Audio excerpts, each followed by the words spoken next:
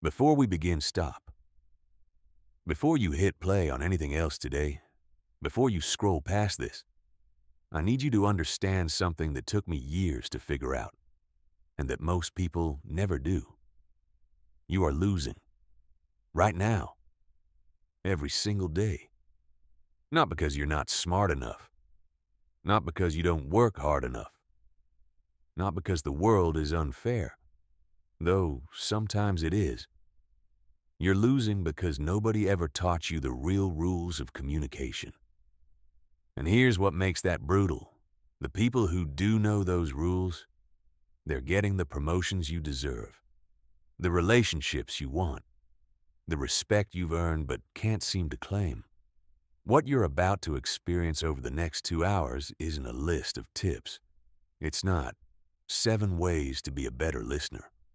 It's a complete rewiring of how you think about human connection. Backed by neuroscience, behavioral psychology, and hard-won real-world experience. By the time we're done, you won't just communicate better. You'll become the kind of person that other people lean toward in a room. The one they call when things get complicated. The one they trust without being able to explain exactly why. Let's go. The game. Everyone is playing and nobody told you about what communication actually is and why you've been doing it wrong. Here's a number that should rattle you. 93. That's the percentage of your communication that has nothing to do with the words you say. Researchers at UCLA spent years studying human interaction and discovered something that upended everything we thought we knew about conversation. Only 7% of what you communicate lands through your actual words. The other 93%? It travels through your tone of voice, your body language, the micro-expressions that flash across your face faster than conscious thought, the way you hold your shoulders when someone challenges you. Think about that for a second. If you've spent your whole life obsessing over what to say, you've been working on the wrong 7%. But it goes even deeper than that. Most people think communication is a transaction. You have a thought. You put it into words. You send those words to another person. They receive them. Simple, clean, logical. Except human beings aren't simple, clean, or logical. Real communication isn't a transmission. It's a synchronization. When two people are genuinely connecting, something extraordinary happens on a biological level. Their nervous systems begin to mirror each other. Their breathing falls into similar rhythms. Their brain waves start moving in parallel patterns. Neuroscientists at Princeton University captured this on fMRI scans and called it neural coupling. And here's the stunning part. The stronger the neural coupling between two people, the better their comprehension and connection. You've experienced this. Think about the best conversation of your life. Maybe it was with someone you just met, or a friend who somehow always got you. Time disappeared. The exchange felt effortless. You walked away feeling more alive than when you started. That wasn't luck. That wasn't chemistry. Or rather, it was chemistry, but chemistry you can learn to create. When this synchronization occurs, 3 things happen simultaneously that are almost impossible to replicate any other way. First, trust accelerates. Your brain's threat detection system, the amygdala, that ancient alarm system you share with every mammal on Earth, registers the other person as safe. Not just tolerable, safe. And when that alarm goes quiet, people open up in ways they never would otherwise. Second, collective intelligence emerges. 2 minds in genuine sync don't just add their thinking together. They multiply it. Solutions appear that neither person would have reached alone. Creativity spikes. Problems that seemed impossible suddenly have obvious answers. Third, memory crystallizes. Conversations where you were truly present and truly connected get encoded in long-term memory with startling clarity. You remember them years later. They matter to you in a way that most interactions don't. Now, here's the uncomfortable question. How often are you creating this kind of synchronization? If you're honest, probably not as often as you'd like. And that gap between the conversations you're having and the conversations you could be having is costing you more than you know. Here's why we struggle. From childhood, we were taught to prepare what we want to say. School trained us to build arguments. Corporate culture rewarded those who presented polished talking points. We learned to perform in conversations rather than participate in them. The result? Most people walk into interactions already somewhere else, rehearsing their next point, planning their rebuttal, waiting for their turn to speak. They're not listening. They're reloading. Real communication stands on 3 pillars, and all 3 have to be present, or the whole structure collapses. Presence, not physical presence, but mental presence. The ability to be genuinely, completely here, with this person in this moment, not half here, while your mind runs through tomorrow's calendar. Empathy, not sympathy, which is feeling for someone, but empathy, which is feeling with them. Climbing inside their perspective and actually looking out through their eyes. Authenticity, the willingness to show up as yourself, not a curated version of yourself designed to impress. Paradoxically, people find authenticity far more impressive than performance.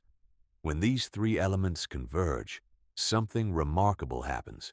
You stop trying to be interesting and simply become interesting. You stop chasing influence and start naturally creating it. That's what this journey is about. Not tricks, not scripts, not manipulation. The real thing. Let's build it from the ground up. The hidden psychology that runs every conversation you've ever had. Every single person you will ever talk to is carrying something invisible. Not trauma, necessarily. Not grief. Just a fundamental, primal human hunger that never goes away. The desperate need to feel understood, valued, and accepted. This isn't weakness, it's biology. We are social animals, wired for belonging at the deepest neurological level. Rejection activates the same brain regions as physical pain. Belonging, real belonging, the kind that comes from being truly seen, triggers the same reward systems as food or safety. Even the most self-sufficient people you know, the ones who seem to need nothing from anyone, carry this hunger. The difference is just in how they've learned to manage it. Now, here's what makes this so powerful for communication. In every interaction you have, you are either feeding this hunger or starving it. There's no neutral ground. Every conversation either makes someone feel more understood or more invisible, more valued or more dismissed, more accepted or more judged. And here's the part that most people in leadership, sales, teaching, parenting, and relationships miss entirely. People will remember how you made them feel long after they've forgotten every word you said. You could be the most technically correct person in the room. You could have better data, stronger arguments, more experience, and more credentials than everyone at the table. And if you make people feel small while delivering all of that excellence, you will lose to someone with worse ideas who makes people feel good. This isn't a cynical observation. It's just human neuroscience. The brain operates a threat detection protocol in every social interaction. It's running 3 background questions constantly, mostly below conscious awareness. Question 1. Am I safe with this person? This assessment happens within milliseconds of meeting someone, before you've finished your first sentence. It determines whether the other person's defenses go up or down, whether you get their guarded public face or their actual thinking. Question 2. Do they respect me? This determines whether people share their real ideas or perform what they think you want to hear. Most organizations are full of people who have stopped offering their genuine perspectives because they've learned that the answer to question 2 is no from the people who matter. Question 3. Are they for me or against me? This question governs whether someone sees you as an ally or a competitive threat. In professional settings especially, this distinction changes everything about how people interpret your words and actions. When someone's internal system answers yes to all 3 questions, you get access to their best self, their creativity, their honesty, their genuine engagement. When even one answer is no, you're dealing with their defensive self, and no amount of logical argument will break through because the threat detection system doesn't respond to logic. This is why the most effective communicators in any field lead with safety, respect, and alignment before they lead with information. Not because they're being strategically manipulative, because they understand how human beings actually work. There's another dimension to this psychology that separates elite communicators from everyone else. The understanding that every person you meet is operating inside their own emotional ecosystem. They walked into this conversation from somewhere. Maybe they just got off a brutal call with their manager. Maybe they're 3 weeks behind on a project. Maybe everything is wonderful and they're bursting with energy. You don't know. And if you don't know, you're navigating blind. Skilled communicators develop what feels like a superpower, but is actually a learnable skill. The ability to rapidly read someone's emotional state and adjust their approach accordingly. Not in a manipulative way, in a responsive way. Like a great jazz musician who doesn't just play their rehearsed part, but actually listens to what's happening around them and plays to it. When someone is overwhelmed, you bring calm. When someone is deflated, you bring energy. When someone is skeptical, you bring understanding first and arguments second. Humans are also story processing machines. This is not a metaphor, it's neuroscience. Your brain has a dedicated narrative processing network. When information arrives in story format, it activates multiple brain regions simultaneously. Sensory processing, emotional centers, motor cortex. A dry data point activates almost none of these. A well-told story activates all of them. But perhaps the most important psychological insight of all is this. Every person you talk to is the hero of their own story. They are the protagonist. And the most influential communicators aren't people who try to be the hero. They're people who are brilliant at making others feel like one. They ask questions that help people arrive at their own insights. They offer reflections that help people see their own strength more clearly. They create conversations where people walk away feeling more capable, more understood, and more hopeful than when they started. That's real influence, and it starts not with what you say, but with how deeply you understand the psychology driving every human interaction. Knowing yourself before you can know anyone else. The mirror you're afraid to look into. Here's a hard truth delivered with genuine care. Most of us have significant blind spots about how we come across. Not small blind spots, significant ones. Research on self-perception consistently shows that people dramatically overestimate their communication effectiveness. We think we're being clear when we're being vague. We think we're being collaborative when we're being controlling. We think we're being listened to when we're being managed. The gap between intention and impact is where most relationships fracture, where careers stall, where trust quietly erodes over months and years, until one day you look up and wonder why people seem to be keeping their distance.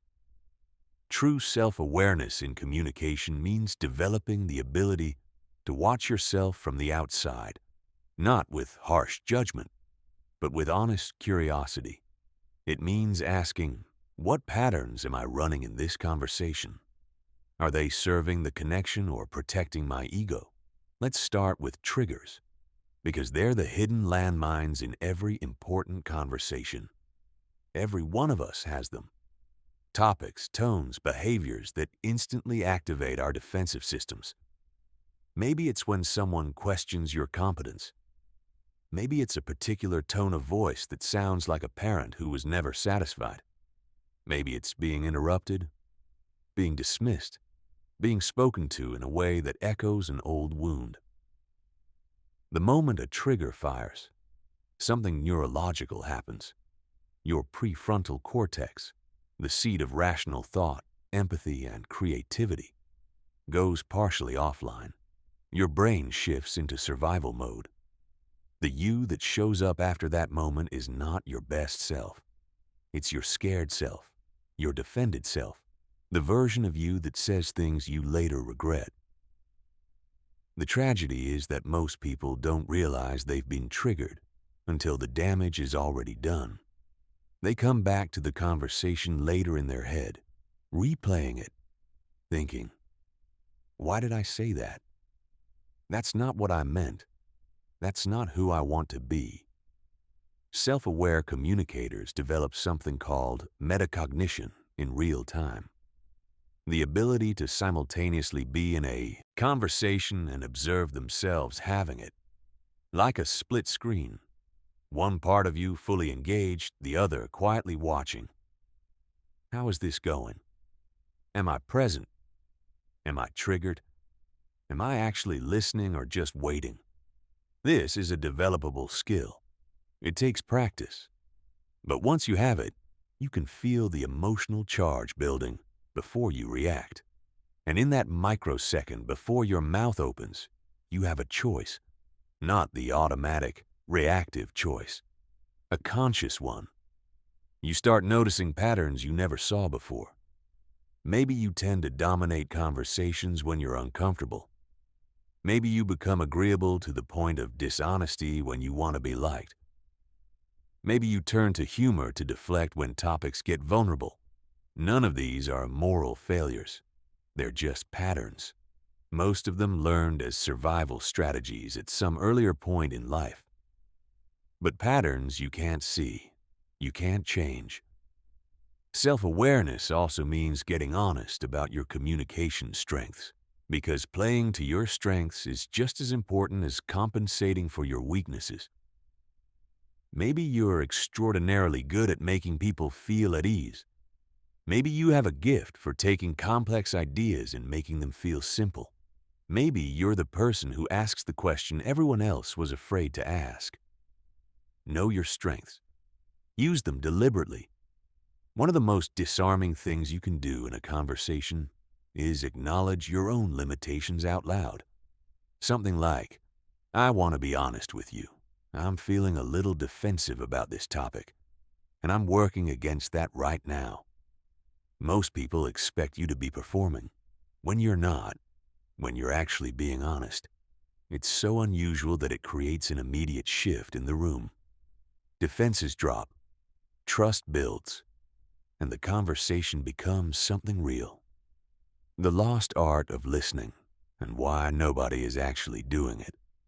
If communication were a sport, the most important position on the field would be the one nobody trains for. Listening. Real listening. Not the polite waiting to speak that passes for listening in most conversations. Not the active nodding while your brain is 3 sentences ahead, preparing your response. True listening, full contact, whole person, nothing held back listening, is one of the rarest experiences in modern life. And because it's so rare, when you do it, when you give someone your complete, undefended, undistracted attention, the impact is almost shocking. Think about the people in your own life who have truly listened to you. Not many, right? Maybe a handful. Maybe just 1 or 2. Those people didn't just help you think more clearly. They changed you. They made you feel seen in a way that most of your daily interactions never approach. You trusted them with things you never told anyone else. That's the power you're learning to wield. Listening exists on 4 levels, and most people never get past the first. Level 1. Listening for words. This is the basic level, tracking the content of what someone is saying. It sounds simple, but even here, most people fail because they're not actually processing the words so much as waiting for an opening to respond. At this level, you're also learning to hear the emotional content underneath the literal meaning. When someone says, "I'm fine," in a tone that clearly isn't fine, what they're actually communicating is the exact opposite. When someone uses absolute language, always, never, everyone, nobody, they're signaling that they're emotionally overwhelmed, not making a factual claim. Level 2. Listening for what isn't being said. This is where it gets interesting. Every conversation has a surface layer and a deeper layer. The surface layer is the words. The deeper layer is what the words are circling around, but not quite landing on. Great listeners develop an ear for the pause before someone answers a difficult question, for the slight change in energy when a particular topic comes up, for the thing someone almost said and then pulled back from, for the weight behind a sentence that sounds casual but isn't. Level 3. Listening with your whole body. Human beings communicate with everything. Posture, breathing rhythm, where they point their feet, what their hands do when they think you're not watching. Expanding your listening to include these channels gives you access to a layer of information that most people in the room are completely missing. Level 4. Listening for possibility. This is the master level, and it changes not just how you listen, but what you're for. At this level, you're not just tracking what someone is saying about their current situation. You're listening for what they're longing for, what they're moving toward or running from, what their words reveal about their values, their fears, their unexpressed potential. When you listen at this level, you can sometimes hear things that people don't consciously know they're communicating. Someone complaining endlessly about their job might be expressing a deep hunger for creative challenge. Someone who appears perpetually angry might be carrying a grief they haven't named yet. Someone who seems confident might be revealing hairline cracks of self-doubt that only a careful listener would catch. The mechanics of powerful listening. Reflective responses are one of your most powerful tools. Instead of immediately jumping to advice or your own perspective, you first demonstrate that you've genuinely understood, not just the content, but the emotional reality behind it. Something like, "It sounds like you're carrying a lot right now. The pressure is real, and underneath it all, you're worried that no matter how hard you try, it won't be enough. Am I hearing that right?" This kind of response is profoundly disarming because it's so rare. Most people in that person's life have been hearing their words. You just heard them. The response to this, when done genuinely, is almost always a visible softening, a deeper breath, and then the real conversation begins. Questions that deepen rather than deflect. The difference between a great question and an average one is the direction it points. Average questions satisfy your curiosity. Great questions expand the other person's self-understanding. Instead of, "Why did you do that?" which triggers defensiveness, try, "What felt most important to you when you made that call?" Instead of, "Don't you think you should?" which is a suggestion wearing a question's clothes, try, "What options feel most real to you right now?" Active listening also requires knowing when the conversation needs a redirect. Sometimes people get stuck in spiral thinking, repeating the same complaint in slightly different words without moving toward resolution or clarity. The compassionate move isn't to let them spiral indefinitely. It's to acknowledge the emotion fully and then open a door toward something more constructive. I hear how exhausted you are by this. You've clearly tried everything you can think of. What would have to shift for you to feel like there's a way through? You validate the experience.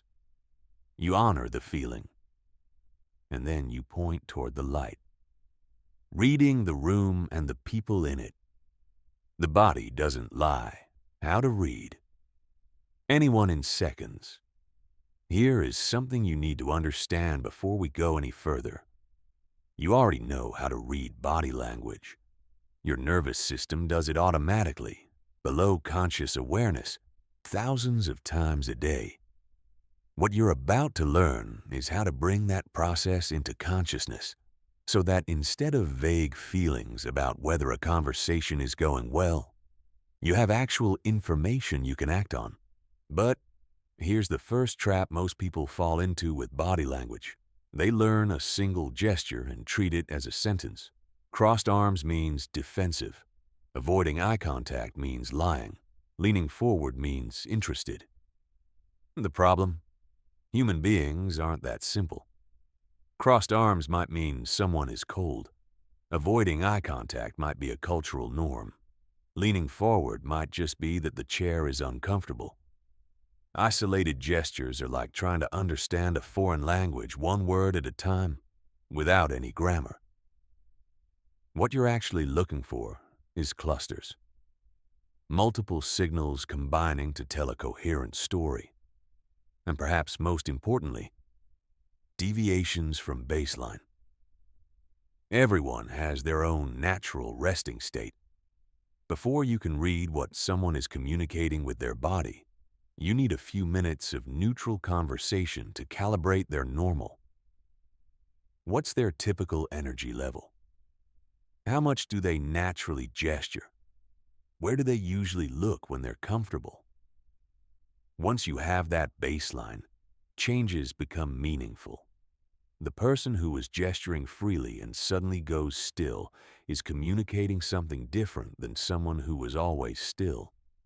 The shift is what matters. With that framework in mind, here's what to watch for. Facial expressions, the most information-rich channel. Research by Dr. Paul Ekman identified 7 universal micro-expressions, brief flashes of emotion that cross the face in as little as 1/25 of a second, before the conscious mind can suppress them. Fear, anger, disgust, contempt, joy, sadness, surprise. You've seen all of these. Most of the time you registered them without knowing it. The most important distinction in facial reading: genuine emotion versus performed emotion. A genuine smile, what researchers call a Duchenne smile, involves the muscles around the eyes, the slight crinkle, the crow's feet. A performed smile involves only the lower face. This one difference tells you more about someone's actual emotional state than almost anything else. Eye patterns. Not just eye contact, but changes in eye contact. Someone who normally looks at you comfortably but starts looking away when a particular topic comes up is telling you something. The topic matters to them in a way that makes them want to retreat. Posture and orientation. Open posture, uncrossed limbs, body facing you directly, relaxed shoulders, generally signals receptiveness. But again, context. Crossed arms in a cold room means nothing. The meaningful signal is when someone closes off after they were open. Voice. Separate from words. Voice is extraordinarily communicative. Pace changes, pitch shifts, sudden formality after warmth, a slight tremor, the millisecond hesitation before answering. These are all data. Learn to hear the voice as music separate from the lyrics. Breathing. More revealing than most people realize. Shallow, rapid breathing signals anxiety or excitement. A long, slow exhale signals relief or surrender. Someone holding their breath before they speak is managing something. Proximity and positioning. People move closer to those they're comfortable with and create distance from those they're uncertain about. If someone is edging backward in a conversation, that's not a neutral signal. The goal of all this isn't to become a human polygraph. Reading people isn't about catching them in something. It's about serving them better. When you notice someone's body going tense during a conversation, the compassionate response isn't to call it out. It's to slow down, check in, and create more safety so they can actually be present with you. The bridge between two people, building rapport and trust rapport, is the invisible architecture of every meaningful relationship. You can't see it, but you can feel its presence or absence instantly. When rapport exists, everything is easier. Disagreements don't spiral into standoffs. Misunderstandings get cleared quickly. People give you the benefit of the doubt. Trust compounds over time like interest. When it's absent, everything is harder. Every word you say gets filtered through suspicion. Every request creates resistance. Even your successes seem to generate resentment. Here's what most people don't know. Rapport isn't something that either happens or doesn't happen. It's something you can build, deliberately, skillfully, authentically. The biological foundation of rapport is a phenomenon called limbic resonance, the human capacity for two nervous systems to attune to each other. It's what happens between a mother and infant, between old friends at the bar who haven't seen each other in years, between two strangers who somehow, inexplicably just click. And here's the key. Your nervous system begins the process of mirroring automatically. It's what mirror neurons do. You have approximately 100 trillion neural connections in your brain, and a significant portion of them are designed to simulate other people's experience in real time.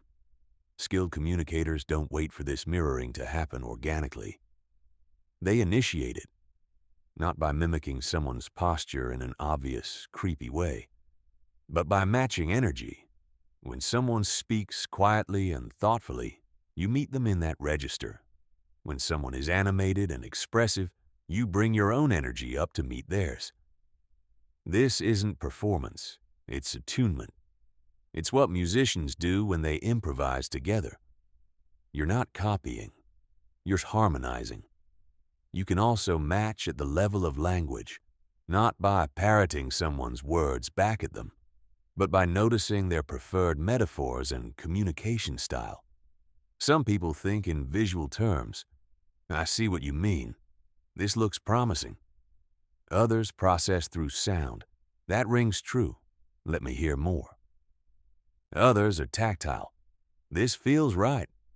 I can get a sense of the direction. Matching these preferences creates a subtle feeling of deep understanding. But all of this is technique. And technique without genuine care is hollow. People feel the difference between someone who's performing rapport and someone who is genuinely interested in them. The best rapport builder in the world is authentic curiosity, real fascination with who this person is, what they think, what they've lived through. Trust is what rapport builds over time, and trust has a specific architecture. The foundation is competence. Can you do what you say you can do? The walls are integrity. Do you say what you mean and mean what you say? The roof is benevolence. Does this person actually care about my interests, not just their own? Even in a first interaction, you can demonstrate all three. Show competence through the quality of your questions, your genuine expertise, your ability to understand nuance. Show integrity by being honest when you don't know something, by keeping commitments, no matter how small, by saying the inconvenient truth when a comfortable lie would be easier. Show benevolence by prioritizing their needs over your agenda, by giving information that benefits them even when it doesn't benefit you, by being the person who gives credit generously and takes responsibility graciously. One of the most underrated trust-building behaviors is vulnerability, not oversharing, not emotional dumping, Strategic, appropriate, genuine openness, admitting a limitation, sharing a relevant mistake, asking for help. In a culture that treats certainty as credibility, admitting "I don't know" is surprisingly powerful. It signals that when you do say you know something, you mean it. That there's no performance here, just honesty. Trust, once built, is extraordinarily durable, but it can be shattered in a moment. And rebuilding it after that shattering is one of the hardest things in human relationships. Guard it like it's the most valuable thing you have. Because in the long run, it is. When it gets hard, the conversations nobody wants to have, but everybody needs to. Here's an uncomfortable truth. The conversations you've been avoiding are probably the most important ones you'll ever have. Think about the relationship where tension has been building for months. The colleague whose behavior is affecting the whole team. The family member whose choices are breaking your heart. The partnership that needs a direct conversation about what isn't working. Most people choose avoidance. They rationalize it as keeping the peace. But what they're actually doing is letting the problem compound until it becomes a crisis that requires a much harder conversation than the one they were avoiding. Or they try to have the conversation but handle it in a way that makes things worse, leading with accusation, drowning in defensiveness, ending with both people feeling worse than when they started. Difficult conversations are inevitable. Handling them well is optional until you learn how. The first shift is in how you think about conflict itself. Most of us were raised in environments that treated conflict as inherently dangerous, something to be avoided or won, not something to be navigated. As a result, we approach difficult conversations either fleeing or fighting. Neither works. The reframe, a difficult conversation isn't a battle to win. It's a puzzle to solve together. The goal isn't to be right. The goal is to understand what's actually happening and find a way forward that honors everyone's legitimate needs. When you walk into a hard conversation with that mindset, everything changes. Your body language softens. Your questions become more curious and less prosecutorial. Your listening actually works instead of being a pause between your arguments. Before the conversation, clarify your actual intention, not the surface intention. I want to tell them how this affected me. But the deeper intention, is it to be heard, to change behavior, to preserve the relationship, to get a decision made? The clearer you are about what you actually want, the more likely you are to get it. Examine your emotional state with honesty. If you're still raw, still primarily angry or hurt or scared, the conversation will be driven by those emotions, not by your wisdom. Sometimes the most productive thing you can do is wait. During the conversation, establish safety first. Before you get into content, make it clear that your goal is mutual understanding, not victory. I care about what we have here, and I want to have a real conversation about something that's been bothering me. My goal is for us to understand each other better, not to blame anyone. Use I statements without exception, not because it's a communication rule you're following, but because it's accurate. You're not reporting objective truth about the other person. You're reporting your subjective experience. When this happened, I felt is honest. You made me feel is both accusatory and a lie. Nobody makes you feel anything. Listen for the emotion underneath the words they're using. When someone is expressing themselves from a place of hurt or fear, their language often sounds more aggressive than they actually mean. A person saying, "You never support me," is probably communicating, "I'm scared that I'm not important to you." Respond to the fear, not the accusation. The hardest moment, when emotions spike and the conversation starts to go off the rails, Don't push through. Stop. Name what's happening. I notice we're both getting heated. I don't think either of us is at our best right now. Can we take 10 minutes? This isn't weakness. It's wisdom. Two people having a heated argument aren't solving anything. They're just taking turns escalating. The pause is where resolution becomes possible. After the conversation, most difficult conversations don't end with a tidy resolution. That's okay. Sometimes the goal is just to have said the thing that needed to be said, to have introduced a truth into a relationship that was previously carrying it as an unspoken weight. Sometimes the conversation is the first step in a longer process. Follow through on whatever you committed to. Return to it. Continue it. Don't let the temporary discomfort of one difficult exchange push you back into avoidance. The measure of a difficult conversation's success isn't whether both parties smiled at the end. It's whether both parties came away feeling respected and heard, even if the disagreement remained. That respect, even in the midst of conflict, is the foundation of trust that survives difficulty. The art of changing minds without manipulation. The word persuasion makes a lot of people uncomfortable. It shouldn't. But the discomfort is revealing. We're uncomfortable with persuasion because we've conflated it with manipulation. And manipulation, using deception, pressure, or exploitation of psychological vulnerabilities to get people to do things against their own interest, is genuinely wrong. But true persuasion is something entirely different. True persuasion is helping someone see a possibility they hadn't seen. Helping them access information that serves their actual goals. Helping them move past a fear or a blind spot toward a decision that's genuinely better for them. The key phrase is genuinely better for them. If your persuasion serves only you and not the other person, stop. That's manipulation. But if what you're asking for is also good for them, if you're genuinely trying to help them see something that serves their interests as well as yours, then influence isn't just acceptable.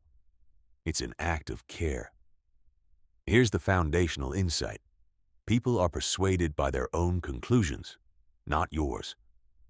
Read that again. People are persuaded by their own conclusions. This means the most effective persuasion isn't an argument you make. It's a discovery process you facilitate. Instead of presenting your answer and defending it, you ask questions that help them arrive at the answer themselves. This is called collaborative discovery, and it's more powerful than any debate tactic ever invented. Instead of, you should invest in better team communication training. Try. What do you think is costing the team the most right now in terms of time and energy? Then, where do you think most of that friction is coming from? Then, what do you think would change if that friction were reduced significantly? You're not hiding your agenda. You're helping them find theirs. And when they arrive at the conclusion themselves, they own it in a way they never would if you'd handed it to them. Understanding motivational style is equally important. People aren't all moved by the same things. Some people are motivated toward. They're energized by vision, possibility, achievement. Speak to them in the language of aspiration. What becomes possible? What success looks like? Others are motivated away from. They're driven by avoiding pain, preventing loss, solving problems. Speak to them in the language of risk. What's at stake if nothing changes? What are you protecting against? Some need data, evidence, rational analysis. Give them the research. Others need stories, human examples, emotional resonance. Give them the narrative. Trying to influence a toward-motivated person with loss-aversion language creates resistance. Trying to influence a data-driven person with emotional appeals creates skepticism. learn to recognize which person you're talking to. Social proof is one of the most powerful influence forces available to you. The human brain, when uncertain, defaults to what similar others are doing. This isn't weakness. It's a rational heuristic in a world too complex to evaluate everything from scratch. Share genuine, relevant stories about similar people who face similar challenges and found real success through the approach you're suggesting. Not manufactured testimonials, real examples. The more specific and relevant they are, the more powerful the effect. Reciprocity operates as a deep human norm. When someone does something for you, you feel a natural pull to return it. The key is giving without keeping score, providing genuine value without strings, without expectation. When you give first and give generously, influence tends to follow naturally, not because you've created an obligation, but because you've demonstrated through action that you're someone worth following. Identity alignment is perhaps the most sophisticated influence lever of all. People don't just make decisions based on what they want. They make decisions based on who they see themselves as. If you can genuinely show how your proposal aligns with their deepest values and self-concept, resistance almost evaporates. Given how much you care about your team's growth and well-being, this approach might really resonate with you. The raw sentence works not because it's flattery, but because it's accurate, and because it connects your proposal to something they already deeply believe. Finally, handle objections as windows, not walls. When someone raises a concern, your first instinct might be to dismantle it. Resist that. An objection is valuable information about what the person needs in order to feel good about saying yes. Thank them for it. Explore it. What would need to be true for this to feel right to you? More often than not, a genuine objection contains within it the key to its own resolution. The deeper intelligence, emotional intelligence, the skill that changes everything. There is a skill that determines more about your communication success than vocabulary, articulation, intelligence, or even experience. Most schools don't teach it. Most companies don't train for it. And yet research is now abundantly clear. It predicts relationship quality, leadership effectiveness, career advancement, and personal happiness more reliably than almost any other variable. Emotional intelligence, not emotional sensitivity. That's something different.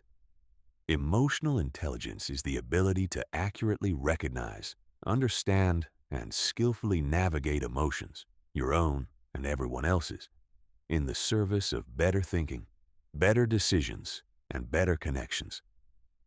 It has 5 dimensions, each one distinct and learnable.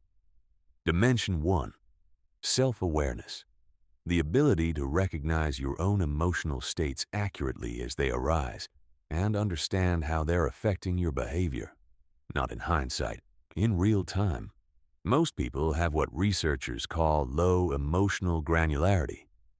They experience something unpleasant and label it generically, "I feel bad." Emotionally intelligent people distinguish between being frustrated, disappointed, embarrassed, anxious, sad, or grieving, because these different states require fundamentally different responses. You can't manage an emotion you haven't accurately named. Dimension 2, self-regulation, the ability to work with your emotional states consciously rather than being driven by them. This isn't about suppression. Suppressed emotions don't disappear. They migrate. They come out sideways in passive aggression, in sudden explosions over small things, in the slow erosion of health and relationships. Self-regulation means feeling the emotion fully, understanding what it's telling you, and choosing how to express it rather than simply transmitting it. It means building in the pause between trigger and response where conscious choice lives. Dimension 3. Empathy. The ability to recognize and understand the emotional experience of another person, not as you imagine you would feel in their situation, but as they are actually feeling it, given who they are. True empathy requires theory of mind, the recognition that other people have an inner world that is genuinely different from yours. This sounds obvious, but practically, most people unconsciously project their own emotional responses onto others. If I were in that situation, I'd feel, but you're not in that situation. They are, and they're a different person with a different history. Empathy is developed through curiosity. Help me understand what this is like for you is one of the most powerful sentences in any language. Dimension 4. Social awareness. The ability to read the emotional weather of a room, a team, a relationship. Every group has an emotional climate that's constantly shifting, sometimes energized and safe, sometimes tense and guarded. Socially aware communicators sense these shifts and respond to them. This matters because emotions are contagious. Mirror neurons don't just process what we see, they simulate it, which means the emotional state you carry into a room spreads. Walk in anxious, you elevate anxiety in others. Walk in genuinely calm and grounded, you lower the temperature in a room that was heated. This isn't mystical. It's neurobiological. Take responsibility for what you're spreading. Dimension 5. Relationship management. The ability to use emotional awareness to navigate relationships skillfully over time, repairing ruptures, strengthening bonds, motivating others, managing conflict with grace. This dimension integrates all the others. You need self-awareness to know when you've caused harm. You need self-regulation to apologize without defensiveness. You need empathy to understand the impact you had. You need social awareness to time the conversation right. One of the most important skills within relationship management is learning to separate impact from intent. Just because you didn't mean to hurt someone doesn't mean the hurt isn't real. Emotionally intelligent communicators don't hide behind their intentions. They take full responsibility for their impact while also being curious about intent, their own and others. I don't think you meant to dismiss what I said, and I want you to know that it landed that way for me. That sentence doesn't assign blame. It opens understanding. Advanced techniques for elite communicators. You've built the foundation. Now let's add tools that most people never learn. Meta-communication. Communicating about the communication. Most conversations have two levels running simultaneously. The content level, what we're discussing, and the relationship level, how we're engaging with each other. Most people only operate at the content level, which means the relationship level runs unaddressed and often derails the content conversation without anyone understanding why. Meta-communication brings the relationship level into conscious discussion. I notice we keep circling back to the same place without making progress. Can we zoom out for a second and talk about how we're talking about this? There seems to be some tension here that we're not naming directly. Is it just me? Or is something else going on? This feels risky, which is why most people never try it. But it's frequently the only move that actually unsticks a stuck conversation. Reframing. The art of offering alternative interpretations. Every situation exists within a frame, an implicit interpretation that shapes how it's perceived. The same event can feel like a disaster or an opportunity, depending on the frame around it. Skilled reframers don't deny reality. They expand it. If someone says, "This project is a complete disaster," a powerful reframe might be, "It sounds like you've uncovered a lot of important information about where the process has weak points. That's actually really valuable. What specifically has surfaced?" You've acknowledged the difficulty while shifting the frame from failure to discovery, done with genuine care. This isn't manipulation. It's leadership, future pacing, helping people experience a desired outcome before they commit to it. Imagine it's 6 months from now. You've implemented this system. You come into work on a Monday morning, and instead of the chaos you're managing now, everything has its place. Your team is coordinated. You're getting out of the office on time. How does that feel? What becomes possible from there?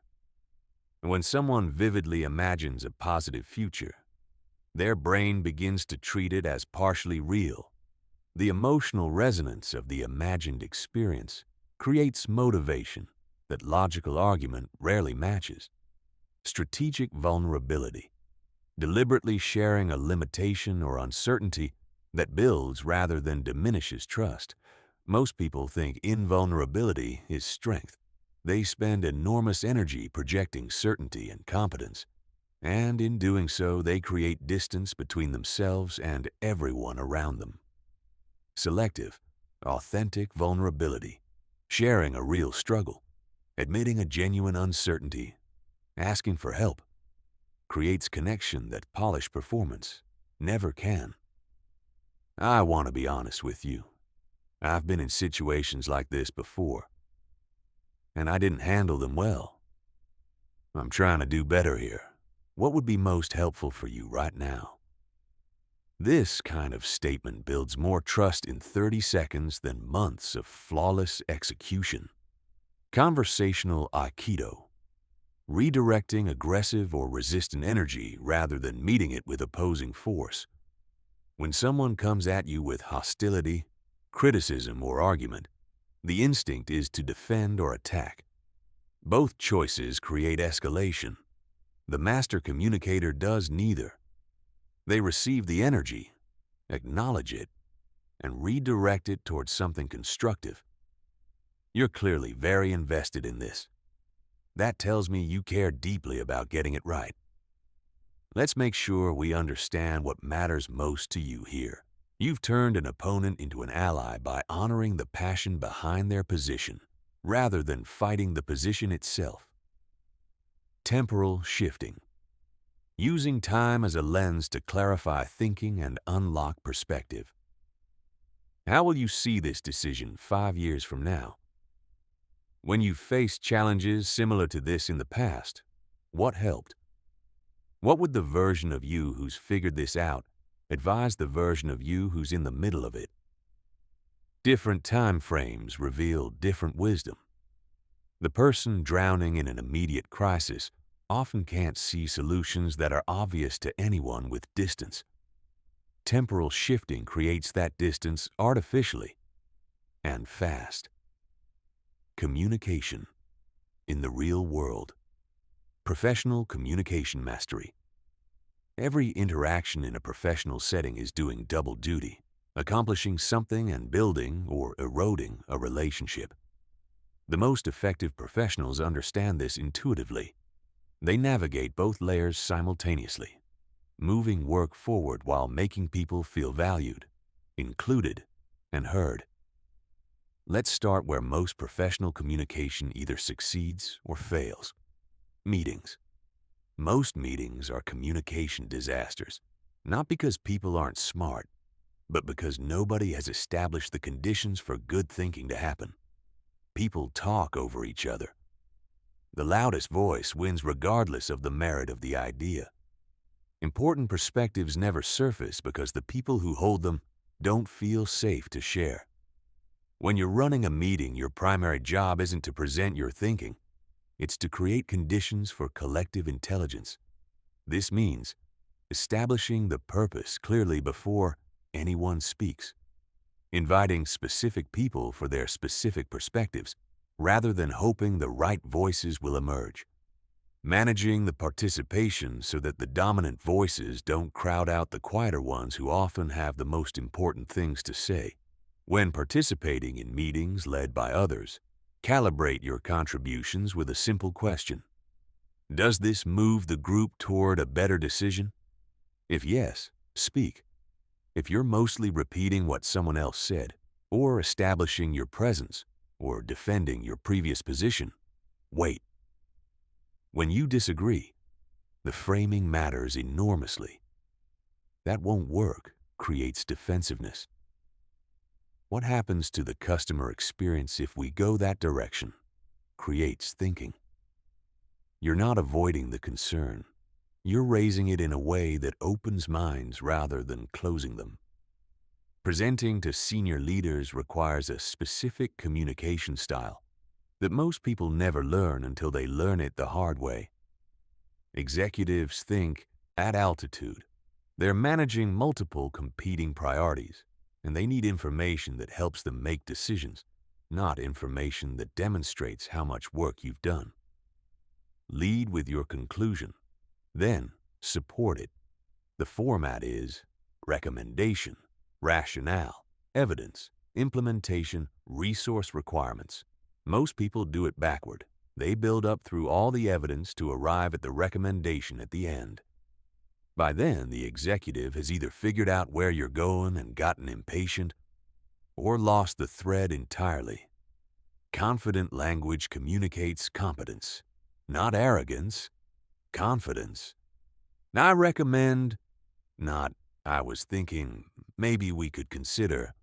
The first signals that you've done the work and you're willing to stand behind it.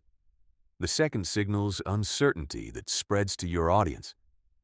Email has become a professional liability for people who haven't learned to use it well. The medium strips out all context. Your neutral message reads as cold. Your direct message reads as aggressive. Your enthusiasm reads as desperation. You have to compensate by working much harder on tone than you would in person. The principle: read every email you write as if you're the person receiving it, and you've had a slightly difficult day. Would this message land with respect and clarity? Would the request be unmistakably clear? Would the tone feel professional without being clinical?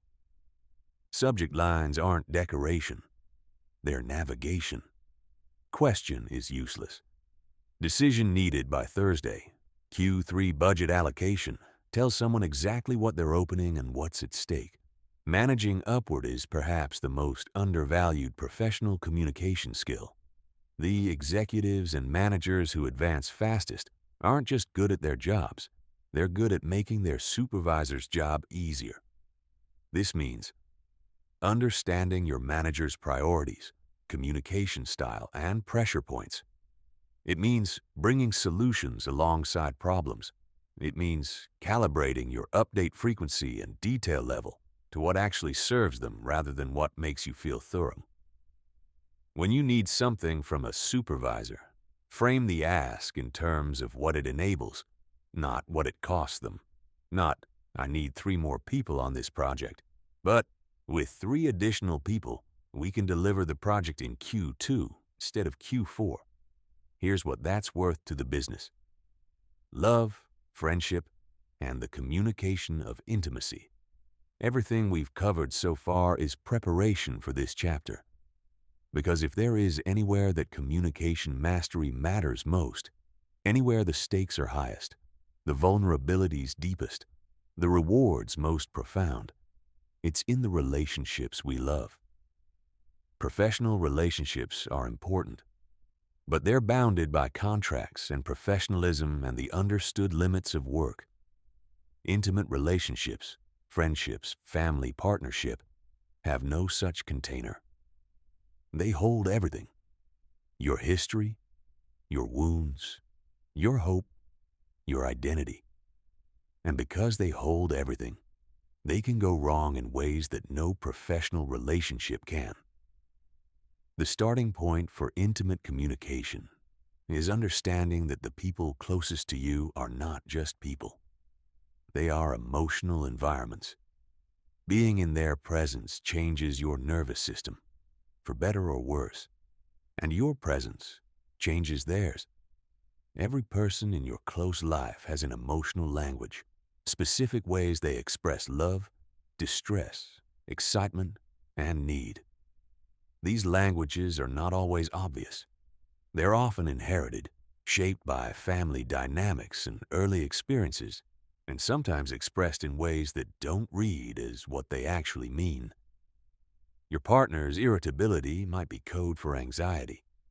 Your friend's withdrawal might signal shame, not disinterest. Your parents' criticism might be the only language they ever learned for expressing fear on your behalf. Learning the emotional language of the people you love is one of the deepest investments you can make in a relationship. Emotional triggers in intimate relationships are uniquely powerful and uniquely dangerous. The people who know us best also know, consciously or not, exactly where to find the tender spots. The old wound around feeling unseen, the childhood story about never being enough, the adolescent fear of abandonment. Intimate relationships activate these spots constantly, not always intentionally. And when they fire, when you're suddenly not just in an argument about dishes or schedules, but in a much older, much deeper wound, the conversation becomes almost impossible. Self-aware partners learn to notice the moment the conversation stops being about the dishes and starts being about something else. And they've developed the capacity, not always, not perfectly, but more often than most, to say, I notice I'm not in a good place right now. This stopped being about what we're talking about a few minutes ago. Can we slow down? That single skill, noticing when your triggers have taken the wheel, would transform more relationships than any other technique in this book. Conflict in close relationships carries special weight because the stakes are higher. You're not just disagreeing about a work strategy. You're potentially threatening the sense of safety, belonging, and love that is the foundation of someone's emotional life. This is why relationship conflicts so often feel disproportionate to their apparent cause. The argument is never really about the dishes. It's about whether I'm seen, valued, prioritized, safe. Address the surface issue, but listen for the deeper one. When you made plans without asking me, I felt unimportant, like my time doesn't factor into your thinking. That's not a complaint about scheduling. That's a request for a kind of love that's been hard to feel. Appreciation. Most relationships are chronically underappreciated, not because people don't value each other, they do, but because expressing appreciation feels unnecessary when things are going well and difficult when there's friction. The research on this is unambiguous. Couples who regularly express specific, genuine appreciation for each other are dramatically more resilient during conflict and dramatically more satisfied overall. Not generic appreciation. You're great, thanks. Specific appreciation.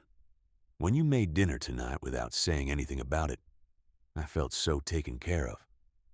That kind of quiet support means everything to me. Make it a habit, daily if possible, and not just in romantic relationships, in friendships, in family, anywhere love lives. How to own a room, the art of public speaking. Public speaking is communication at scale. Everything you've learned multiplied by the number of people in the room. The fear is real, it's widespread, and, here's the good news, it's almost completely manageable with the right approach. First, let's reframe the anxiety itself. Most people experience pre-speaking nerves as a sign that something is wrong, that they're not ready, that they'll fail, that the audience will see through them. But physiologically, performance anxiety and excitement are virtually identical. Same elevated heart rate, same adrenaline, same heightened sensory awareness. The only difference is the story you're telling yourself about what it means. The most effective reframe. This energy is your body preparing for a high-stakes, high-reward experience. It's not a warning sign, it's a gift. Channel it. The second shift is from speaker-centered to audience-centered thinking. Most people prepare presentations by asking, what do I want to say? The better question is, What does this audience need to hear? And what do they need to feel to make this time well spent? Those are completely different preparations. The first produces a presentation. The second produces an experience. Before you write a word, understand your audience. What do they already know about this topic? What do they care about most? What are they afraid of or skeptical about? What would success look like for them after hearing you speak? Your opening moments are critical because you have approximately 90 seconds to answer the audience's most fundamental question. Is this worth my attention? Don't waste those seconds on logistics or pleasantries. Open with something that grabs. Open with a statistic so counterintuitive it creates cognitive dissonance. Open with a story so relatable it immediately says, I know your world. Open with a question so provocative it makes the audience think before they've even settled in. Storytelling is your most powerful tool, not because it's more entertaining than data, though it often is, but because of what happens neurologically. When you hear abstract information, your brain processes it in language understanding regions. When you hear a vivid, well-told story, your brain activates all the regions that would activate if you were actually living the story. Motor cortex, sensory regions, emotional centers, all of it fires simultaneously. That's not a metaphor. That's a measurable neurological event. Structure your stories. A character your audience can see themselves in. A challenge that creates genuine stakes. A moment of choice or action. A resolution that illuminates your core message. And remember, in your best presentation stories, your audience is the hero, not you. You're the guide. They're the one who gets to imagine themselves transformed. Handling questions. When someone asks a hostile question or challenges your position, resist the defensive response. Welcome it. That's a really important question, and I want to address it carefully. Then answer what's legitimate in the question, because almost every hostile question has a legitimate concern at its core, and let the hostility die of neglect. Digital communication and the rules. Nobody wrote, "The digital revolution handed us unprecedented ability to connect with virtually anyone, anywhere, instantly." And we are, on the whole, communicating worse than ever. Not because the tools are bad, because we're applying the assumptions of face-to-face communication to a medium that doesn't support them. In person, you have tone, facial expression, timing, context, and the body's immediate feedback loop. Digital communication strips most of this away, and the brain, in the absence of context, fills in the gap, almost always with something negative. The neutral email reads as cold. The quick text reads as dismissive. The brief response reads as irritated. You didn't mean any of it. But what you meant and what was received are two entirely different events. Email is where most professional relationship damage quietly happens. A few principles that will save you. Write with the recipient's emotional state in mind, not yours. You're calm. You know your intention. They're reading this at 6 p.m. after a frustrating day, without the benefit of your tone of voice. Lead with connection before content when appropriate. A brief, genuine acknowledgement of a shared experience doesn't make your email soft. It makes it human. And humans respond to humans differently than they respond to information packets. Be specific about what you need. Not, let me know your thoughts, but I'd appreciate your perspective on points 2 and 3 by end of Friday. Vague requests produce delayed, inadequate responses or none at all. Use the one more read rule. Before sending anything significant, read it one more time as if you're the recipient and you've had a slightly difficult day. Does it land with respect? Is the request crystal clear? Is the tone what you intended? Text messaging has blurred the boundary between personal and professional in ways that create subtle, constant friction. Different people have dramatically different expectations about response time, availability, and appropriate content. When you can't read someone's norms, ask, or err toward more formal and less intrusive. Video calling has become primary for many relationships, and it requires a specific kind of intentionality. The medium creates a slight delay that disrupts natural conversational rhythm.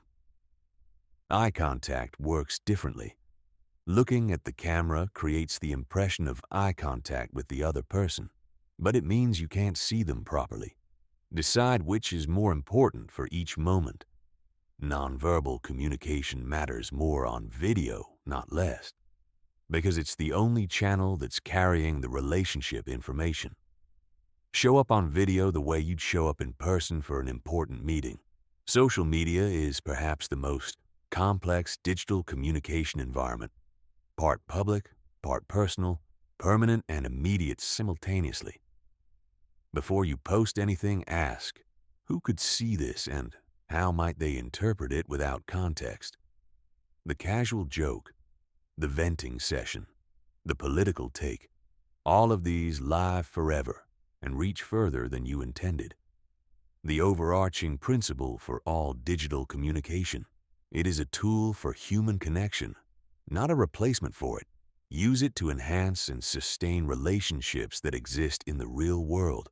When you find yourself using digital communication to avoid the harder, richer work of being present with people, notice that.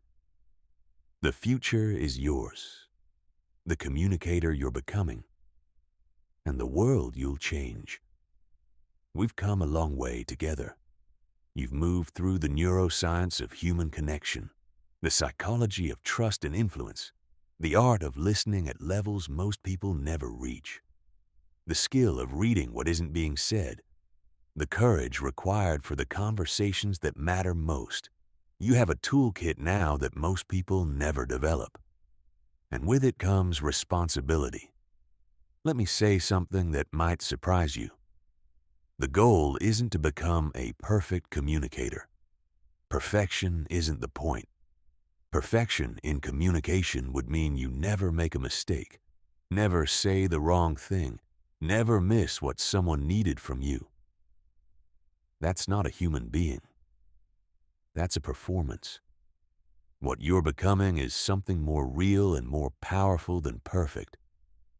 You're becoming conscious, aware of how you show up, what you're creating in the people around you, and what choices you're making in every interaction. That consciousness is irreversible. Once you see these things, once you feel the difference between a conversation you're in and a conversation you're performing, you can't unsee it. You'll notice your triggers faster. You'll catch yourself making assumptions. You'll feel the moment a conversation is starting to drift from connection toward competition. And with that noticing comes choice. Not perfect choice, human choice. Mostly right, sometimes wrong, always able to learn. Here's how to move forward. Don't try to use everything at once. The fastest way to make your communication worse is to try to implement 15 techniques simultaneously. Pick the one thing that would make the biggest difference in your most important relationships or contexts right now.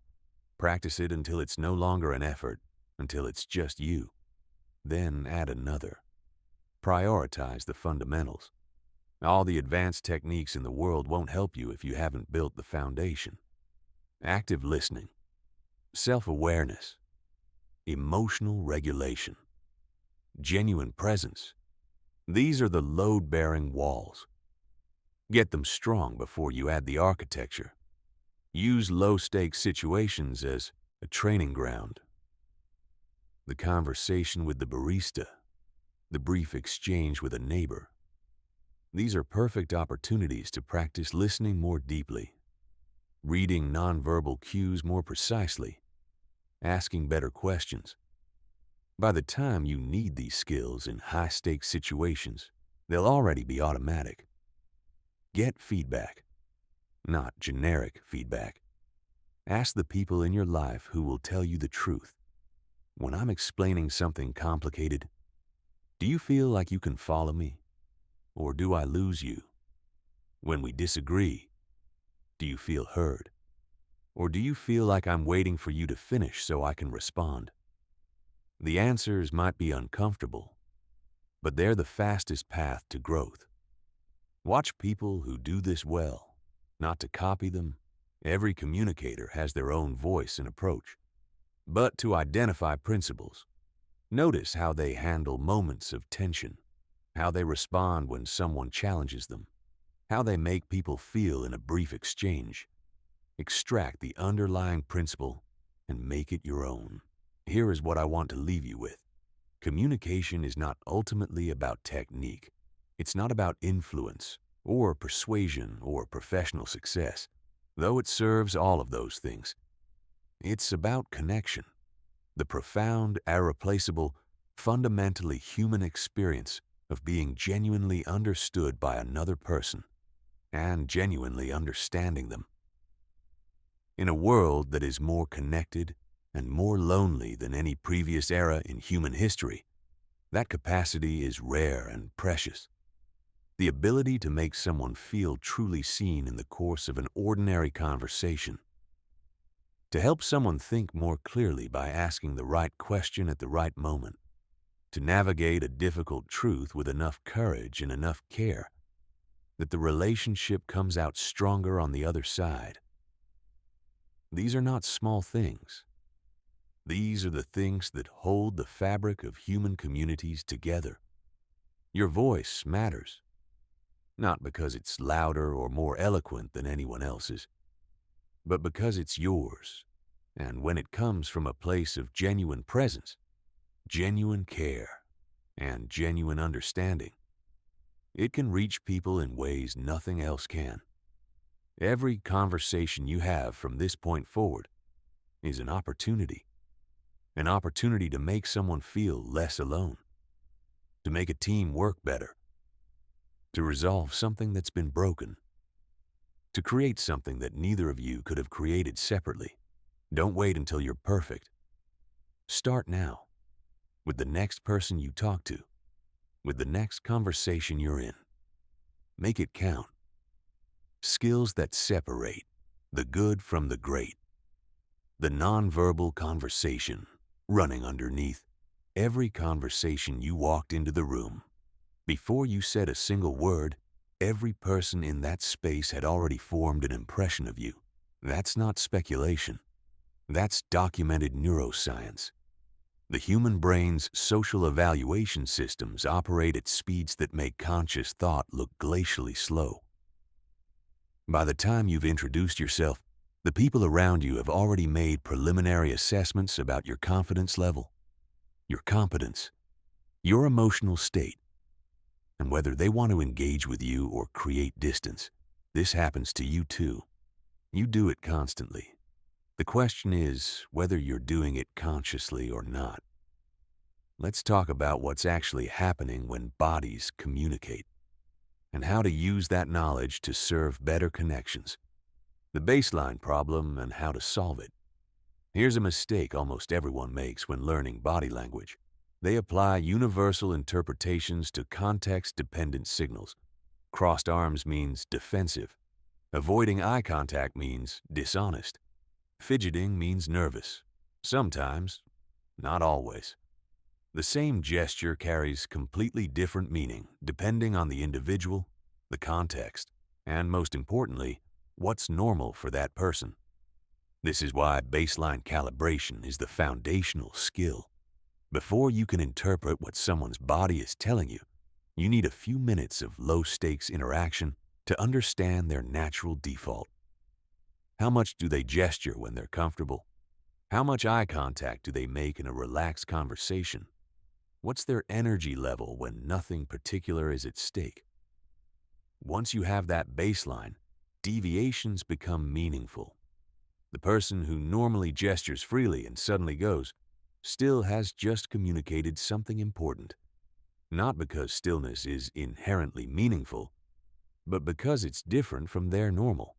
Person who always maintains good eye contact, but breaks it when you ask about the project timeline is telling you something. The content of what they said might be perfectly accurate. Their deviation from baseline is telling you there's something more complex happening. Reading face clusters, not isolated expressions. The face is your richest source of emotional information, but only if you're reading it in clusters rather than isolated signals. A single tightening around the eyes could be light sensitivity. Combined with a micro-compression of the lips and a slight forward lean, it reads as concern or skepticism. The cluster is the message. Timing matters enormously. Genuine emotional reactions are immediate. They happen at the same time as the words or event that triggered them. A delayed smile, appearing half a second after someone gets news they claim is good, tells a very different story than an instant one. The muscles around the eyes are particularly revealing because they're harder to consciously control. Most people can produce a convincing smile with their mouth. Fewer people can produce the subtle crinkle of genuine positive emotion in the periorbital muscles. When you see a smile that doesn't reach the eyes, you're not seeing happiness. You're seeing social courtesy. This isn't a reason to distrust everyone. It's a reason to understand what people are actually feeling rather than what they're presenting. Voice as a data source. Strip away the words entirely. Listen only to the sound. Pace. When someone speeds up, they're usually either excited or anxious. Read the context to determine which. When someone slows down dramatically, they're either being very deliberate, thinking carefully, or uncomfortable, choosing words carefully to avoid something. Pitch. Stress tends to raise pitch. People under pressure often speak at higher registers than they would in relaxed states. The person presenting to a room of executives often sounds different in the first 3 minutes than in the last 3, once they've settled. Volume. Dropping volume often signals either intimacy, this is just between us, or discomfort. I don't want to fully commit to this statement. Raising volume can indicate passion, frustration, or an attempt to compensate for feeling unheard. Hesitation patterns. The brief pause before answering a specific type of question. The that appears when someone is constructing something rather than recalling it. These aren't reliable lie detectors, but they are reliable indicators of cognitive effort, which is information. Using your own body to set the emotional tone. Your body doesn't just communicate, it also influences, and not just to the people watching. It influences you. Research by Amy Cuddy at Harvard demonstrated that holding expansive, open postures for as little as 2 minutes produces measurable changes in cortisol and testosterone levels. The stress hormone drops, the confidence hormone rises. Your body literally changes your neurochemistry. This means you can use your physical state to intentionally shift your emotional state before a critical conversation or presentation. Not as performance, but as preparation. Walk in with your head up, shoulders back, breathing slow and deep. Not because it looks impressive, though it does, but because it changes how you feel. And how you feel is the engine that drives everything else. Mirroring as connection, not manipulation. When two people are genuinely connected and engaged, their bodies naturally synchronize. They match each other's posture. Their breathing aligns. Their gesture timing echoes each other's rhythm. You can initiate this process deliberately, and when you do, the neurological synchronization tends to follow. Not through obvious copying, which reads as mockery or strangeness, but through subtle attunement. A slight lean that echoes theirs. A pace that matches their energy level. A stillness that mirrors their thoughtfulness. When done authentically, when it comes from genuine interest and care rather than technique, People feel it as a kind of being understood without knowing why. They feel comfortable in your presence without being able to explain what creates that comfort. That sense of inexplicable comfort is trust being born. The language beneath the language. Advanced listening techniques. There is a conversation happening in every interaction that most people never hear. It's running underneath the surface conversation, carrying information about what people actually need, what they're afraid of, what they're moving toward, and what they're running from. It speaks in pauses and deflections, in the topics people avoid and the ones they return to obsessively, in the way a sentence changes direction. Midway through, learning to hear this conversation doesn't require special gifts. It requires training your attention to go deeper than words.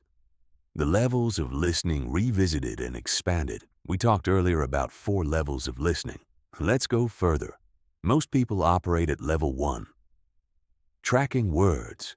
They're following the literal content of the conversation, matching it against what they already know, preparing responses. Level 2 is emotional listening, hearing the feeling underneath the content. The frustration in an explanation that presents itself as informational. The pride in a complaint that presents itself as objective reporting. The grief in an anger that presents itself as righteous. Emotional listening requires a specific suspension of analytical thinking. When you're analyzing and categorizing what someone says, you're not hearing it. The 2 processes are incompatible. You have to soften your analytical mind and let what you're hearing land before you evaluate it. Level 3 is systemic listening, hearing the pattern, not just the content. When someone keeps returning to the same theme with different surface-level examples, the theme is what you're listening to. When someone consistently talks about other people's behavior but never mentions their own contribution to a situation, you're hearing something important about how they're relating to their experience. Level 4 is generative listening, listening for what's trying to emerge. This is the most advanced form, and it's less about technique than about orientation.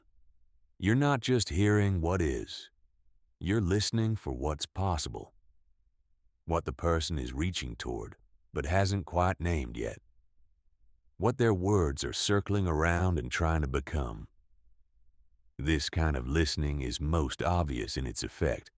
People who are listened to generatively often say things like, "I've never put it into words like that before." But yes, that's exactly it. They discover something in the conversation that they didn't know before the conversation, and they credit you for the discovery even though it was entirely theirs. That's generative listening, and it's built on the foundation of the 3 levels beneath it. Silence as a listening tool. Most people are deeply uncomfortable with silence. We rush to fill it. We interpret it as breakdown, awkwardness to be smoothed over, absence of connection to be compensated for. But silence in a conversation is often the most productive moment in the exchange. When you ask a meaningful question and then actually stop talking and wait, you communicate something extraordinary. This question was worth asking, and your answer is worth waiting for. The impulse is strong to jump in when someone pauses after you've asked a deep question. They hesitate. You feel the discomfort. You offer something, a rephrasing, a suggestion, an easier version of the question. Don't. That pause is where thinking happens. It's where someone is actually wrestling with something real, rather than reaching for the safe answer that was already prepared. If you jump into the silence, you've taken that space away from them. Give people the silence they need. It's one of the most generous things you can do. Questions that open versus questions that close. There are 2 fundamentally different kinds of questions, and they produce profoundly different results. Closed questions have a small number of predetermined possible answers. yes or no, A or B, agreement or disagreement. They're useful for gathering specific information. They're almost useless for creating understanding. Open questions create a space that the other person fills with their own thinking. They don't presuppose the answer. They invite exploration rather than confirmation. But within open questions, there's another distinction. Questions that serve your agenda versus questions that serve the other person's thinking. What do you think about our proposal? Is open but agenda serving. You want their reaction to your thing. What's most important to you as you're thinking about this decision is open and person serving. You want to understand them. The second kind of question, the genuinely curious, person-centered question, is the one that creates the experience of being deeply understood. And it's the one that most people ask least frequently. Practice asking questions to which you genuinely don't know the answer, where you're not looking for confirmation of what you already believe. Where you're actually curious, start with, what's that been like for you? And watch what opens. Listening to yourself. There's one more listening practice that most communication books never mention. Learning to listen to what's happening in you during a conversation.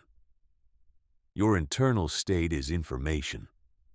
The slight tightening in your chest when someone says something is your nervous system, noting something important before your conscious mind has processed it. The enthusiasm that rises when a topic comes up. The resistance. The surprise. The recognition. If you can learn to listen to these internal signals while staying present with the other person, you gain a real-time feedback loop that most people never access. This is the skill underneath all the other skills, being in two places simultaneously, fully with the other person and lightly with yourself. Present to the conversation and present to your experience of the conversation. When something shifts in you, when a topic lands differently than you expected, or a response surprises you, that shift is worth noticing. It's often pointing towards something real. Navigating power, status, and organizational communication. Every organization is a social ecosystem with its own unwritten rules about power, status, and communication. Understanding how to navigate these dynamics isn't about playing political games. It's about communicating effectively in environments where formal roles and informal influence often point in different directions, and where miscalibrated communication regularly derails good ideas and capable people. The communication hierarchy and how to work within it. Organizations have formal hierarchies that are visible on org charts and informal hierarchies that are visible only to those paying attention. The informal hierarchy is often more powerful. It's the network of people whose opinions are sought, whose support makes or breaks proposals, whose skepticism can quietly kill an initiative before it reaches the formal decision-making process. Skilled organizational communicators map both hierarchies. They identify not just who has positional authority, but who has credibility authority, the people whose judgment is trusted across organizational silos, and they invest in relationships with both. When introducing a new idea, don't go straight to the formal approval channel. Build support in the informal network first. Find the respected skeptic whose endorsement will signal safety to others. Find the enthusiast who will share genuine excitement. Find the person who has tried something similar and can speak to the lessons learned. By the time your idea reaches formal decision-making, it should already have a life of its own. Communicating across levels. The communication style that serves you well with peers will often not serve you with senior leadership, and vice versa. With senior leaders, high altitude, clear conclusions, confident recommendations, strategic framing. Respect their time by leading with what matters. Don't build up through all the supporting evidence to arrive at the conclusion. Give them the conclusion first, then the evidence they need to evaluate it. With peers, collaborative, curious, genuinely interested in their perspective. The best peer communication is less about persuasion and more about joint problem solving. You're working on something together. The goal is the best thinking, not the right answer from one person. With direct reports, generous with context, clear about expectations and standards, genuinely curious about their experience. The biggest mistake managers make in communication is assuming their reports understand context that was never explicitly provided. What's obvious from the manager's vantage point is often invisible from below. The politics of credit and blame nothing damages organizational credibility faster than taking disproportionate credit or deflecting blame. And yet both happen constantly, usually invisibly, in the micro-communication of everyday organizational life. Give credit generously, specifically, and publicly. When someone's contribution mattered, say so by name, in settings where it will be heard. This isn't just ethical, it's strategically brilliant. People who are known for amplifying others become the ones everyone wants to work with and for. Take responsibility for your part in problems without martyrdom. The reflexive, defensive move when something goes wrong, the instinct to explain why it wasn't your fault, is almost always more damaging than honest acknowledgement would be. I made a call on this that didn't work. Here's what I'd do differently. That sentence builds more credibility than any success story. When the message is difficult, every professional eventually has to deliver news that nobody wants to hear. Budget cuts, project cancellations, performance concerns, structural changes that affect people's lives. The instinct is to soften, delay, and obscure. To use language that's technically accurate but substantively vague, leaving people with more anxiety than information. Resist this. Difficult news should be delivered clearly, directly, and with genuine acknowledgement of the human impact. The discomfort of delivering hard news clearly is far less than the damage done by extended uncertainty and half information. The framework. Clear statement of what is happening, why it's happening, what it means for the person, what support or options are available, what happens next. And then, silence. Don't immediately rush to comfort or pivot to the future. Let people have a moment to receive what they've just heard. That brief pause of acknowledgement is often the most important communication in the entire exchange. The confidence code, communicating with authority without arrogance. There's a version of confidence that repels people. It's loud, self-referential, and fundamentally insecure, masquerading as certainty to hide doubt, using volume and status to compensate for a lack of genuine substance. And then there's the confidence that draws people in. Quiet, grounded, genuinely earned. The kind that doesn't need to announce itself because it's visible in everything. The pace of speech. The willingness to say, I don't know. The ability to hold your position under pressure without becoming rigid. The second kind of confidence is what we're building here, where real confidence comes from. Most people believe confidence is a feeling that precedes action. You wait until you feel confident, and then you act. This is backward. Confidence is almost always a result of action, specifically action taken in the absence of certainty. Every time you speak up in a meeting when you're not sure your idea is fully formed. Every time you volunteer for the presentation, even though you know you're not polished. Every time you have the hard conversation you've been avoiding. These moments, taken together, build a body of evidence that your nervous system eventually recognizes as proof. I can do hard things. The implication is both obvious and underutilized. If you want to feel more confident, act more confidently before you feel it. Not recklessly, not pretending to competence you don't have, but reaching slightly beyond your current comfort level, consistently, in the direction of the person you're becoming. Language patterns that signal confidence. Your words carry status signals in patterns you may not realize you're broadcasting. Hedging language, kind of, sort of, maybe, I might be wrong, but this is probably a stupid question, communicates uncertainty and often triggers others to take your contributions less seriously, regardless of their actual quality. Upspeak, ending declarative statements with the rising intonation of a question, signals that you're seeking approval rather than offering a perspective. The deadline is Friday, seeking confirmation of whether this is acceptable, versus the deadline is Friday, stating a fact. Excessive qualification surrounding every statement with so many caveats that the statement itself disappears is usually an attempt to preemptively protect yourself from being wrong.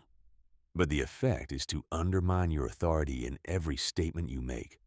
This isn't about being falsely definitive. When you're uncertain, say so. Once, clearly, and move on. I'm not certain about the numbers on this, but the direction seems clear. That's honest uncertainty. It's different from hedging every sentence as a defensive posture. Practice making declarations, statements that don't ask for approval. Here's what I see happening. My recommendation is, I think we should notice how these land differently than their hedged equivalents. Holding your position under pressure. Perhaps the most important confidence skill in professional and personal life is the ability to hold a considered position under social pressure. When people push back, when the room disagrees, when someone more senior says you're wrong, the key word is considered. Holding your position when you genuinely believe it, when you've thought it through, when you can articulate your reasoning. This is strength. Changing your position because the data changed or a compelling argument emerged. This is also strength. Changing your position because someone pushed harder or expressed displeasure, or because you want to avoid conflict. This is something else. And people notice. Over time, it erodes your credibility more than being wrong would. The language of holding position without being inflexible. I hear you, and I want to understand your concern more specifically. What aspect of this do you think I'm missing? I've thought about this pretty carefully, and I still believe X, but I'd genuinely like to hear the counter-argument more fully. I'm open to being wrong about this. What's the evidence I should be looking at? These responses demonstrate that you're not closed to other perspectives, but you're also not moving until you're genuinely persuaded. That combination of openness and stability is rare and powerful. The communication of leadership. How exceptional leaders create followership. Leadership communication is different from ordinary communication in one fundamental way. Its primary function isn't to exchange information. Its primary function is to create meaning. Great leaders are meaning makers. They take the confusion and noise and complexity of organizational life and help people understand why it matters, where it's going, and what their role in it is. This is a communication function, and it's one that most people who are promoted into leadership roles have never explicitly developed. The vision communication problem. Most organizational visions are forgettable. Not because the underlying direction is wrong, but because the articulation of it fails to answer the question that every person in every organization is silently asking. What does this mean for me? Generic vision statements about excellence, innovation, and customer obsession don't answer that question. They're aspirational wallpaper. People learn to tune them out. Compelling vision communication is specific, concrete, and grounded in human experience. It describes not just where the organization is going, but why that matters, what it will feel like to get there, what problem it solves for real people, what becomes possible that isn't possible now. Our goal this year is to grow revenue by 30%, is data. In 3 years, we want to be the company that a first-generation college student with $800 in their bank account can count on to give them a chance that nobody else will, because we figured out how to see potential instead of just history. That's vision. It answers why. It creates meaning. It gives people something to care about beyond the quarterly number. Listening as leadership. The most underrated leadership communication skill is listening, and not just the listening we've already discussed. Organizational listening. The ability to hear what your team, your customers, and your stakeholders are actually experiencing, as distinct from what the formal reporting structures tell you they're experiencing. Organizations have a filtering problem. Information travels upward through management layers, and at each level it gets edited. Not always dishonestly, but inevitably. Concerns soften. Problems reframe. Bad news waits for good context. By the time information reaches the top, it often bears only a loose resemblance to the ground truth. Leaders who know this actively compensate for it. They create informal channels for honest feedback. They ask questions that bypass the filters, not "How is the team doing?" which invites a performing answer. But what's the biggest thing that's making your job harder right now that I probably don't know about? They go to where the work actually happens and watch and listen without their organizational authority changing what they see. This is hard. Everyone behaves differently when the boss is present. But leaders who consistently try to see through the filters build organizational cultures where truth travels more easily, and those cultures dramatically outperform ones where people tell leaders what they want to hear. Feedback as a communication practice. Feedback, giving it and receiving it, is perhaps the single highest leverage communication practice in organizational life. Consistently, effectively given feedback accelerates development in ways that almost nothing else can match. Feedback that's absent, delayed, vague, or delivered poorly produces the opposite effect. The principles for giving feedback that actually works. Specificity above all. Your communication needs to improve is almost useless. In yesterday's client presentation, when they raised the concern about timeline, you moved past it quickly without acknowledging their worry. And I could see it stay with them for the rest of the meeting. It's something a person can actually use. Separate behavior from identity. Effective feedback addresses what someone did, not who they are. This deliverable had several errors that affected our credibility is addressable. You're careless and sloppy is an identity judgment that creates defensiveness and nothing else. Make it two-way. The most valuable feedback conversations aren't monologues. They're dialogues. After sharing what you observed and its impact, you ask, what was happening for you in that moment? What would have made it easier to handle differently? You might learn something that fundamentally changes your interpretation of what happened. Receive it as a gift, even when it's badly wrapped. Receiving feedback poorly is a leadership liability. The leader who responds to criticism with defensiveness creates an environment where people stop offering honest input, which means problems compound silently until they become crises. When someone gives you feedback that stings, breathe, slow down, and ask yourself, is there truth in this? Even feedback that's delivered clumsily or with more edge than necessary often contains something real at its core. Thank you for telling me this. I want to think about it. Then do. Building your communication legacy. Here's a question most communication books never ask. What do you want people to say about you when you leave the room? Not about your argument or your presentation or your expertise. About you. The experience of being with you in conversation.